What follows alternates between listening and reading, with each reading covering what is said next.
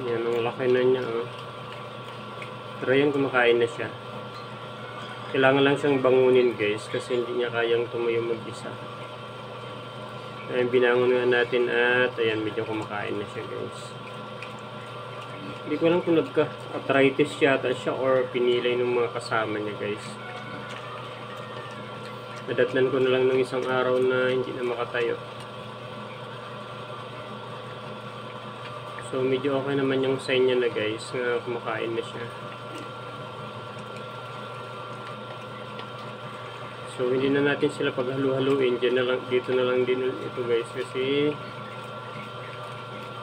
masasaktan siya, baka lalong magka-problema. So dalawa na yung nahiwalay natin, 6 na lang yung doon sa kabila. Dalawang paa pala niya yung kuwan niya, iniinda niya, likod at saka harap. Pero nagbunga guys yung pagkuhan natin. Pag tiyaga natin sa kanya na subuan. Tiyaga lang guys sa pagbababoy.